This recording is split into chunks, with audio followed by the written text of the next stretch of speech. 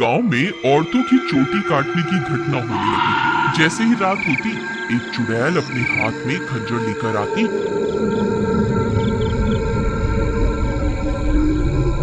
और जो भी औरत उसे सोती हुई मिलती, वह चुड़ैल उसकी चोटी काट कर वहां से चली হ্যালো जाती। বন্ধুরা, আপনারা যারা किसी को ये ग्रीन समझ स्क्रीन नहीं आ কার্টুন रहा था कि ক্যারেক্টার ऐसा দিয়ে क्यों हो रहा है। কার্টুন অ্যানিমেশন ভিডিও फिर তৈরি করতে পারেন না, अरे তারা भगवान, অবশ্যই अपने बालों কমেন্ট को করে छुपा कर জানাবেন। रखो। पूरे गांव আমার में মতো चोटी নিত্য काटने की নতুন घटना কার্টুন बढ़ती ही ক্যারেক্টার जा পেতে रही চাইলে है। এই कहीं उस চ্যানেলটা चुड़ैल की नजर সাবস্ক্রাইব করুন तुम्हारे लंबे बालों पे এবং चली गई আমাকে দেখতে तो যদি तुम्हारी ভালো चोटी লাগে काट कर ले তাহলে जाए। একটা जी, লাইক आपको দিয়ে घबराने দেবেন। की कोई जरूरत नहीं है।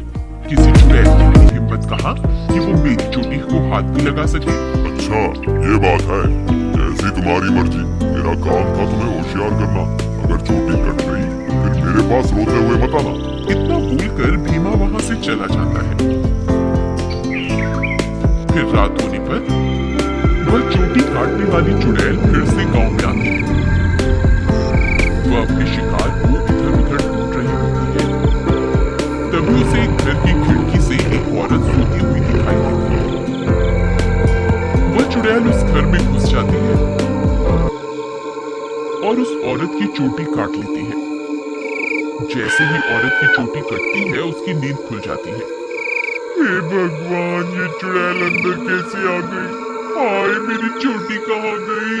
अरे मर गई, इसने तो मेरी चोटी काट ली। तभी वह चुड़ैल उसकी चोटी को लेकर वहां से उड़ जाती है। तभी वह औरत उसका पीछा करती है, लेकिन वह चुड़ैल अंधेरे में कहीं गायब हो जाती है। तभी उसका पति भी उसके पीछे पीछे वहां आ जाता है। क्या हुआ मीना? तुम अचानक इतनी रात को यहाँ क्यों भाग कर आ गई? देखिए ना, इस चुड़ैल ने मेरी चोटी ही काट दी और ना जाने अंधेरे में कहाँ गायब हो गई है। हे भगवान, ये क्या हो गया? तुम तो ठीक हो ना? उसने तुम्हें तो कोई नुकसान नहीं पहुंचाया ना? फिर वे दोनों उदास मन से वापस अपने घर आ जाते हैं।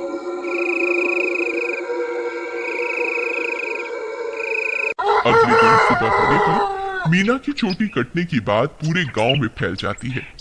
सब लोग उस चुड़ैल के बारे में बातें कर रहे होते हैं। फिर भीमा को अपनी पत्नी की फिक्र होती है, तो वह अपने घर की ओर चल देता है।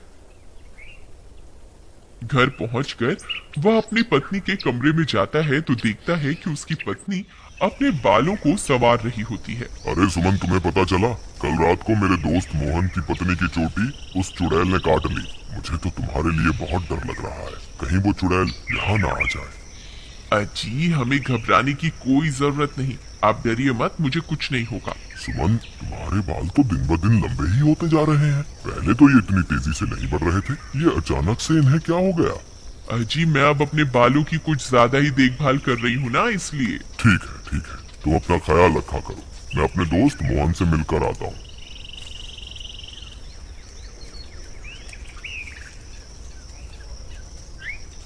अरे भाई मोहन, तुम कैसे हो? भाभी के बारे में पता चला, सुनकर बहुत दुख हुआ। क्या बताऊं भीमा भाई, जब से मीना की चोटी कटी है उसका तो रो रो कर बुरा हाल है। और बताओ, सुषमा भाभी तो ठीक है ना? अब तुम्हें भाभी का बहुत ज्यादा ख्याल रखना होगा, कहीं चुड़ैल उन्हें अपना अगला शिकार न बना ले। तुम सही कहते हो भाई, मुझे भी बहुत फिक्र हो रही है। ठीक है, अब मैं चलता हूँ। तुम अपना और मीना का ध्यान रखना। फिर इतना बोलकर भीमा वापस अपने घर आ जाता है।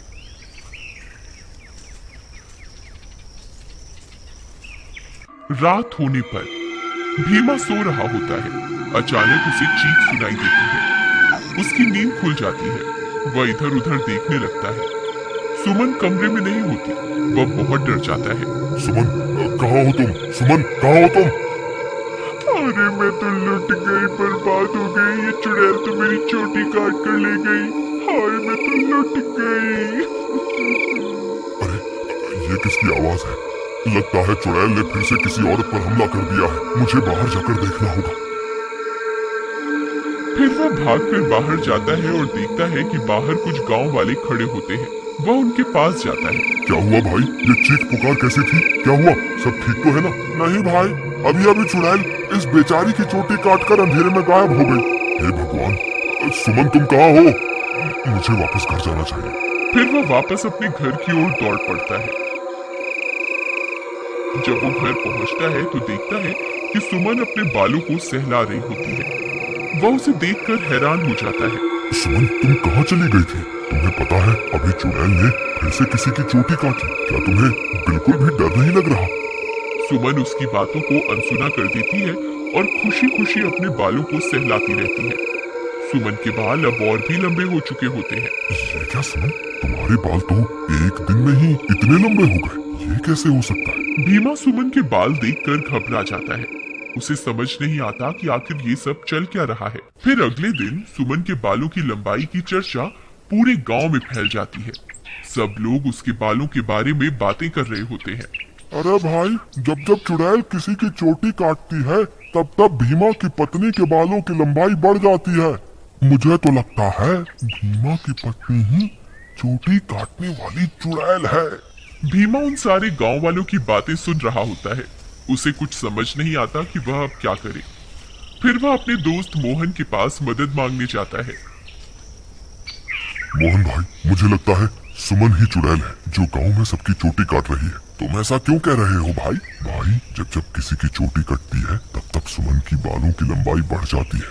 और कल जब चुड़ैल का हमला हुआ तब सुमन अपने बिस्तर पर भी नहीं थी, फिर अचानक पता नहीं कहां से आ गई। अगर ऐसा है तो हमें कुछ ना कुछ करना होगा। तुम आज रात को सोने का नाटक करना, फिर जैसे ही भाभी घर से निकले तुम उसका पीछा करना, तब दूध का दूध और पानी का पानी हो जाएगा। मोहन भाई, तुम भी मेरे साथ मेरे घर चलो, तुम वहीं छुप जाना, फिर हम इसे रंगे हाथों पकड़ेंगे। ठीक है, चलो फिर।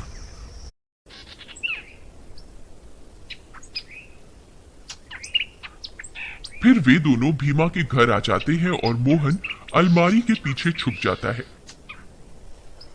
रात होने पर भीमा सोने का नाटक करता है। तभी सुमन उठती है और घर से बाहर निकल जाती है। भीमा भाई उठो, देखो भाभी घर से बाहर निकल गई है।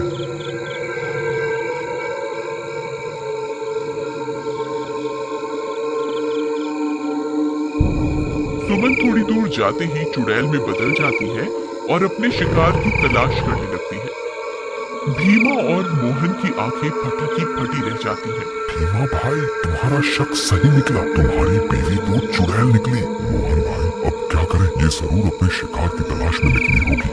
अगर हमने इसे नहीं रोका तो आज ये फिर से किसी की चोटी काट लेगी। लेकिन भीमा भाई, भाभी सबकी चोटियां क्यों काट रही है? मुझे क्या पता भाई, जब तू अपनी भाभी से मिलेगा तो पूछ ली। चलो इसका पीछा करते हैं। थोड़ी दूर उसका पीछा करने पर चुड़ैल एक जगह पर रुक जाती है। फिर वह इधर उधर अपने शिकार की तलाश करने लगती है। तभी चुड़ैल की नजर एक घर पर पड़ती है और वह उस घर में घुस जाती है। वहां उसे एक औरत सोती हुई दिखाई देती है। भीमा भाई, भाभी तो एक घर में घुस गई, अब क्या करें? अरे बेवकूफ, ये भाभी भाभी क्या लगा रखा है? इस वक्त वो तेरी भाभी नहीं है, वो एक चुड़ैल है। चलो हम भी इसके पीछे चलते हैं। अरे वाह, इसके बाल तो बहुत लंबे हैं। आज इसे ही अपना शिकार बनाऊंगी। तभी भीमा और मोहन वहां पहुंच जाते हैं। रुक जाओ भाभी, मैं आपको ऐसा नहीं करने दूंगा। ए चुड़ैल, वहीं के वहीं रुक जा, नहीं तो तुझे जान से मार देंगे। देखो सुमन, तुम ये ठीक नहीं कर रही हो, तुम्हें अभी के अभी ये सब रोकना होगा। ए मूर्ख इंसान, मैं कोई तेरी सुमन नहीं हूँ, मैं एक चुड़ैल हूँ। बस मुझे थोड़े और बालों की जरूरत है, फिर मैं महाशक्तिशाली बन जाऊंगी। फिर हर तरफ सिर्फ मेरा ही राज होगा। भीमा भाई, तुम इसे बातों में उलझाओ, मैं पीछे से जाकर इसकी चोटी काट दूंगा। फिर भीमा चुड़ैल को अपनी बातों में उलझाता है। तभी मोहन चुपके से चुड़ैल के पीछे पहुंच जाता है और उसकी चोटी काट देता है। अरे मर गई रे, ये तूने क्या कर दिया? मेरे सारे कराए पर पानी फेर दिया। चोटी कटते ही चुड़ैल की सारी शक्तियां खत्म हो जाती हैं और सुमन चुड़ैल के चंगुल से आजाद हो जाती है। अरे भाभी, आप वापस आ गई? मोहन भैया, आपका बहुत बहुत धन्यवाद।